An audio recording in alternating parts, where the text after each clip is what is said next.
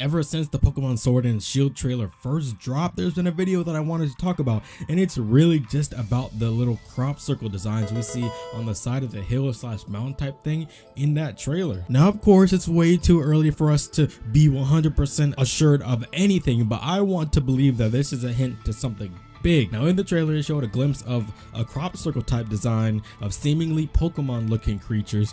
It looks like a giant Pokemon followed by a bunch of smaller Pokemon kind of underneath it with like their arms up and arms spread out, or they're just other beings that just see this figure in a higher and more metaphorical way rather than just literal size. Could just be something that's important to them. And from my point of view, what looks like is happening in this image is through the mouthish type piece. So whatever this creature is, it seemed like it's either communicating with them or maybe it's giving them power, but I doubt it's attacking because the little men or whatever they are in the crop circles seem more joyous because they have their arm positioning like upwards rather than like downwards and scared. Their arms not on their head or anything. They're like, it's like they're racing up in the air and cheering and everything like that. And a big reason I think this is important is because I do think it is alluding to the idea of even more Pokemon in space, aka alien Pokemon. We know they exist already: the Clefairy, Evo line, the Staryu line, Lunatone on Solrock, LGM and BM, which are kind of debatable. There's a couple that we actually know for a fact came from space, being Deoxys, who was originally a virus that got mutated, and then Kyurem, who landed here in a meteorite. And all the things that it could mean are an alien Pokemon invasion, proof of alien Pokemon having been here at some point in the Pokemon world, which we already know kind of is true, or inspiring a journey into space, which could be a pretty good aftergame idea, or one of the many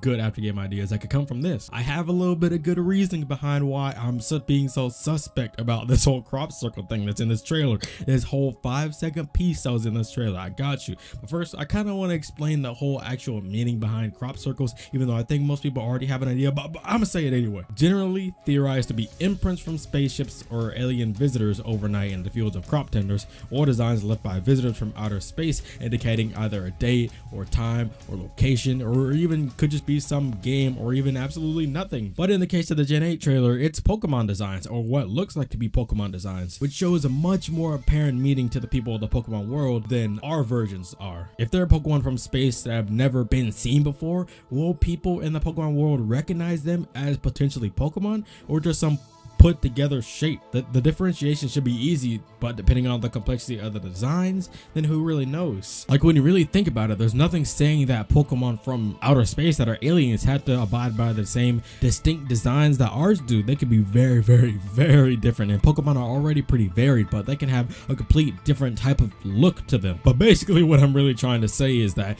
even in this Pokemon Sword and Shield trailer, they abide by the same designs in the trailer. These Pokemon, quote unquote, are shaped by using many circles and triangles and some square shapes, which is akin to how real crop circles are made.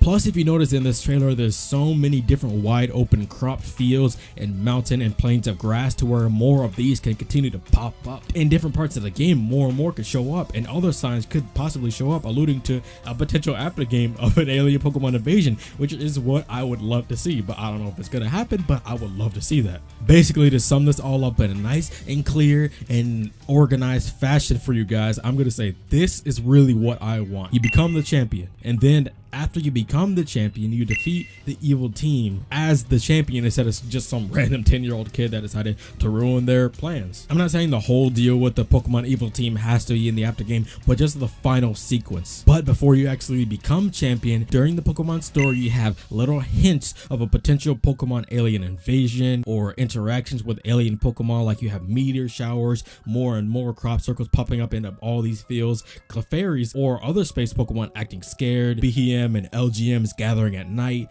Lunatone and Solrock signals that they have connected to outer space become many more times intense that these scientists are able to pick up. Maybe even give a glimpse into Lacunosa Town where Kyurem is stayed and have him like reacting to different things that are happening. Maybe Kyurem becomes more and more rowdy, and then boom, after the evil team is defeated and you're in the after game, that's when the alien invasion actually occurs. All these different hints and sightings and illusions is actually true and is coming to pass. Asteroids filled with lesser alien Pokemon like begin to rain down and open up, just like how other asteroids were filled with Pokemon in the past, and then ships filled with stronger, more intelligent Pokemon that are capable of telekinesis. That's how we can tell them apart, because there are Pokemon that are telekinetic and that can speak to people, and they speak to the people of the Pokemon world, announcing a global siege type of thing. Now you have to work with all the professors, the Elite Four, you being the champion, even the evil team, and trainers around the world, where you have to travel from region to region again and again,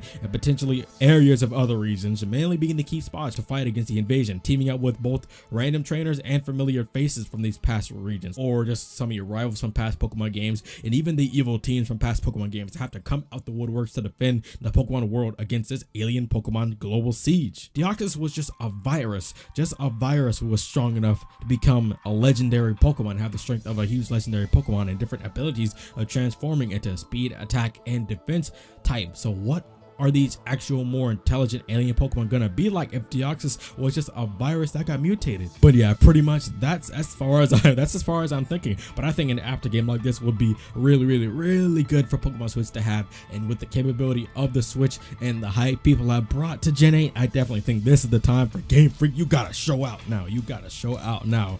But that's really it. That's the baseline for what I would like to see. Not really a prediction or a theory. I guess you could call it a theory, but it's more like a desire of mine. But that is going to be it for this video. If you guys did enjoy it, let me know. Answer this question. Do you guys think we'll get an after game like this? And if so, what do you think the crop circles mean? Are they just there for design? Is there anything going to come of it, or do you guys just think it's absolutely nothing? Let me know in the comments below. And if you're still just hyped for Pokemon Sword and Shield, then let me know in the comments below. Please hit that like button to show your support, and of course make sure you hit that subscribe button to really help me out. It truly does mean a lot to me that you guys enjoy these videos, and I like to bring more and more because I like talking about interesting stuff. I like running my mouth about video games and anime and stuff like that, so might as well record them and bring them to you guys. And I like making nice quality content for you guys to enjoy. So make sure to hit that subscribe button because I got so many more stuff in the works. So once again, I want to thank you all for watching, even though I sound like a broken record, but I'll see you guys in the next video. Peace out.